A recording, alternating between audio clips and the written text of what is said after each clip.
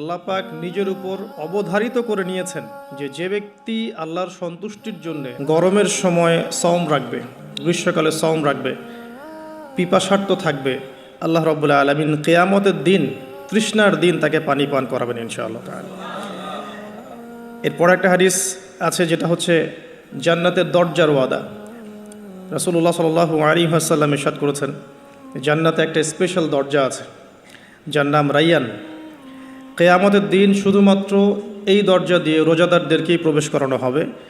যখন তারা প্রবেশ করবে এই দরজা বন্ধ করে দেওয়া হবে, তাদের পরবর্তীতে এই দরজা দিয়ে কেউ প্রবেশ করতে পারবে না। হাদিসটা সহিহ বুখারীর মধ্যে এসেছে, মুসলিমে এসেছে 1152 নম্বর হাদিস। আরও কিছু হাদিস আমরা পড়ে সামনে যাচ্ছি। নবী করিম সাল্লাল্লাহু আলাইহি ওয়াসাল্লাম ইরশাদ করেছেন যে সওম এবং কোরআন, আমি আবারও বলছি, রমাদান মাসে কোরআন নাজিল হয়েছে। আর এই হাদিসেও এসেছে সওম এবং কোরআন কিয়ামতের দিন বান্দার পক্ষে সুপারিশ করবে। সওম বলবে, ইয়া রব, হে আমার রব, আমি তাকে খাবার এবং যৌন প্রবৃত্তি থেকে বিরত রেখেছিলাম, অতএব তার ব্যাপারে আমার সুপারিশ কবুল করুন। কোরআন বলবে, হে আল্লাহ, আমি তাকে রাতের বেলা ঘুম থেকে বিরত রেখেছি, সে রাত জেগে আমাকে তেলাওয়াত করেছে, মানে কিয়ামুল লাইল এবং তাহাজ্জুদ এবং তারাবির সালাতে তেলাওয়াত করেছে। হে আল্লাহ, আপনি তার পক্ষে আমার সুপারিশ কবুল করুন। রাসূলুল্লাহ সাল্লাল্লাহু আলাইহি সাল্লাম বলছেন, তাদের উভয়ের সুপারিশই কবুল করা হবে ইনশাআল্লাহ তাআলা। হাদিসটা মুস্তাদরাক হাকিমে এসেছে 2080 নম্বর হাদিস।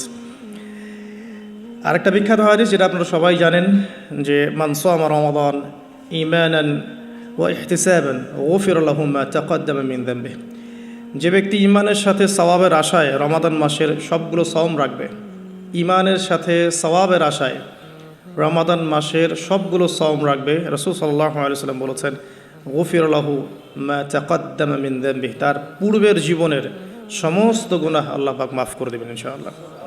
অন্য হাদিসে এসেছে, যে ব্যক্তি রমাদান মাসের সওম রাখবে দিনের বেলা এবং রাতের বেলা কিয়ামুল লাইল করবে বা তারাবির নামাজ পড়বে বা তাহাজ্জুদ আদায় করবে, গুফিরা লাহু মা তাকাদ্দামা মিন যামবিহি, তার পূর্বের সমস্ত গুনাহ আল্লাহ পাক মাফ করে দেবেন। রোজাদারের আনন্দের মুহূর্ত সম্পর্কে হাদিসে এসেছে যে আবু হুরায়রা রাদিয়াল্লাহু আনহু থেকে বর্ণিত আছে, নবী করিম সাল্লাল্লাহু আলাইহি ওয়াসাল্লাম বলেছেন যে রোজাদারের জন্য দুটা আনন্দের মুহূর্ত আছে যখন সে আনন্দিত হবে। তার প্রথমটা হচ্ছে যখন সে ইফতার করে, এবং দ্বিতীয়টা হচ্ছে যখন সে তার রবের সাথে সাক্ষাৎ করবে, মিলিত হবে। এই দুটো সময় আল্লাহ রাব্বুল আলামিন তাকে আনন্দিত করে দিবেন ইনশাআল্লাহ তাআলা। অন্য বর্ণনা এসেছে যে যখন সে আল্লাহর সাথে মিলিত হবে বা আল্লাহর সাথে সাক্ষাৎ করবে কিয়ামতের দিন, আল্লাহ পাক তাকে এত পুরস্কার দিবেন যাতে সে আনন্দিত হয়ে যাবে ইনশাআল্লাহ আযজা ওয়া জাল্লা। হাদিসটা বুখারীতে এসেছে 1904 নম্বর হাদিসে। আরেকটা হাদিস কোট করেছি আমি, সেটা হচ্ছে হযরত আব্দুল্লাহ বিন আমর রাদিয়াল্লাহু আনহু থেকে বর্ণিত আছে, রাসূলুল্লাহ সাল্লাল্লাহু আলাইহি ওয়াসাল্লাম ইরশাদ করেছেন যে ইফতার করার সময় যখন সায়েম ব্যক্তি ইফতার করবে, ইফতার করার সময় সে যেন দোয়া করে, ইফতার করার সময় সে যেন দোয়া করে, কারণ তখনকার দোয়া ফেরত দেয়া হয় না, অর্থাৎ দোয়া কবুল হবে রোজাদারের ইনশাআল্লাহ আযজা ওয়া জাল্লা। আর এই হাদিসটা আমি এবারই প্রথম পেয়েছি, আগে আমি এই টপিক নিয়ে কথা বলার সময় হাদিসটা কোট করিনি কখনো।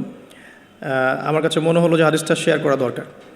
হাদিসটা এসেছে মুসনাদ আহমদের মধ্যে 23,070 নম্বর হাদিস, যে হযরত আব্দুল্লাহ ইবনে আব্বাস রাদিয়াল্লাহু আনহু থেকে বর্ণিত আছে, রাসূলুল্লাহ সাল্লাল্লাহু আলাইহি ওয়াসাল্লাম ইরশাদ করেছেন যে মাসের 3টা সওম, এক মাসের 3টা সওম আমরা যেটা রাখি, মাসিক 3টা সওম আইয়ামে বীজের, এবং বছরের এক মাসের সওম অর্থাৎ রমাদান মাসের সওম, এই দুটো কাজ মানুষের অন্তরের রোগ, মনের যে রোগগুলো আছে, স্পেশালি এখানে লেখা আছে মনের রোগের মধ্যে স্পেশালি হিংসা বিদ্বেষ দূর করে দেয়, যেটা এখনকার জেনারেশনের জন্য খুব বেশি ইম্পর্টেন্ট। কারণ আমরা এই বিষয়টাই দেখি, শয়তান যেন হিংসা বিদ্বেষ মুসলিমদের কাছেই বিক্রি করেছে, ব্যাপারটা এখন এমনটাই দেখা যাচ্ছে। আল্লাহ পাক আমাদেরকে বোঝার তৌফিক দান করুন, আমিন।